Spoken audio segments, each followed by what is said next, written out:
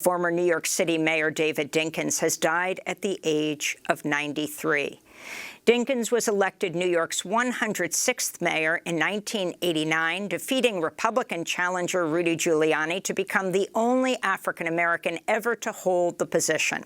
During his 4 years in office, Dinkins expanded the size of New York's police force to record levels. He also backed the movement against apartheid in South Africa, ordering the city to divest its pension fund from companies doing business there.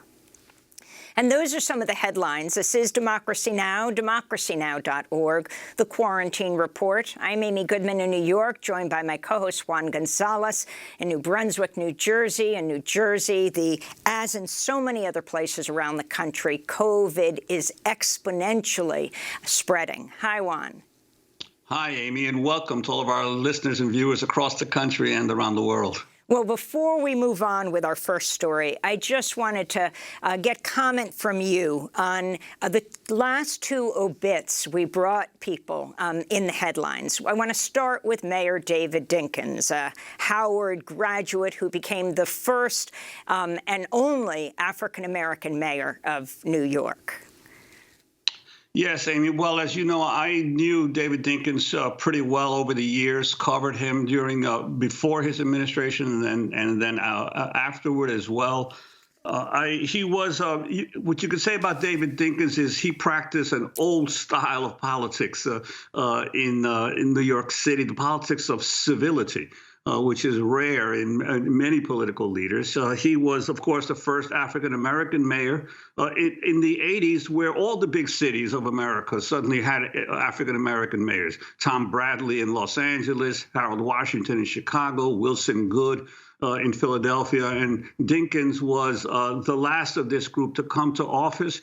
He only served one term. Most people forget that he was a Democratic Socialist before Democratic Socialism was in vogue.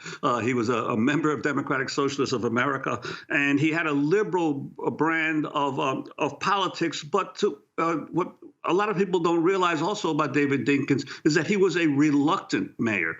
He never really wanted to be mayor of New York City, but he was thrust into that position by the Rainbow Coalition movement of the day. Jesse Jackson in 1988 had really won New York City through his Rainbow Coalition in his second quest for president, and it was that coalition that sort of propelled Dinkins into office.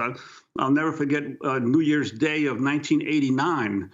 I flew to Puerto Rico to cover the inauguration of a new governor in Puerto Rico, and Dinkins and several other politicians were on the plane, the same plane that day. He was the Manhattan Borough president at the time, and at one point he comes up to me in the back of the plane because he was up there in first class. I'm down in coach, and he sits next to me and he says, "Well, you know, they want me to run for mayor.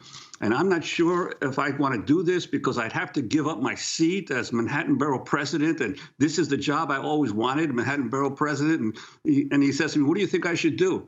And I said, "Well, Mr. Dinkins, I'm not, I'm a journalist. I'm not involved in politics. But one thing I've learned is if you're going to accomplish any great thing in life, you have to be willing to sacrifice a lot. And so that's the only advice I can give you." And about 3 weeks later, he decided he was going to throw his hat in, and he won, but he only served one term. And I think the problem with David Dinkins is he did a lot of good, and I think the most you mentioned the battle against apartheid. People forget he brought Nelson Mandela to New York City right after Mandela had been freed, gave him a ticker tape parade, and really associated New York with supporting the battle to end minority rule in South Africa. And but he was felled in large part by the Crown Heights riot, by the surge in crime and the crack cocaine epidemic, and by the refusal of the police department really to work for him. And they did everything possible to undermine him. And as a result, he only served one term with Rudy Giuliani coming in as mayor. And of course, we all know who Rudy Giuliani is now. But back then, a lot of people considered Giuliani almost a mythic figure in big city politics. And we've now seen toward the end of Giuliani's career what he's really like. So David Dinkins is was a refreshing figure in New York City politics. And in that battle against apartheid, he took on the nation's banks and fighting to have the city divest of its like $500 million worth of pension fund stock invested in companies that did business in South Africa, and passed a bill that allowed the city to rate banks on their opposition to apartheid.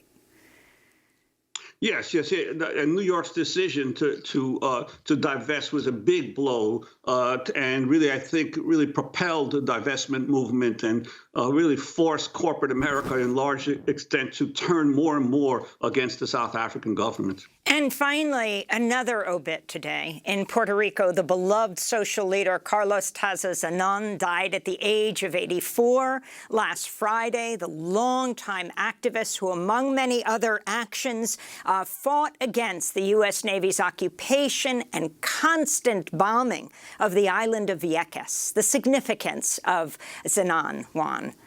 Yes, well, Zenón was another major figure certainly in the Puerto Rican community, not only in Puerto Rico but in the United States. I met him for the first time in 1979 in Philadelphia, because it turns out many of the Viequense fishermen who had been dislocated from their lands ended up migrating to the United States, primarily in Philadelphia. So there was a large community of Puerto Ricans from Vieques in the Philadelphia, Camden area. And Zenón would go back there often to raise funds and support for the efforts of the fishermen to block the Navy blockades. They actually interrupted over 35 naval exercises with their boats repeatedly from 1978 through 1983. And this was way before Vieques was known as an international symbol of a battle against colonialism. So Zenón really was a mythic figure. And later on, years later, his sons and other members of his family would continue the fight, which eventually ended in forcing the U.S. Navy out of Vieques in the early 2000s. So this was a battle that went on for 25, 30 years, and Zenón was a person who touched it off back in the late 1970s.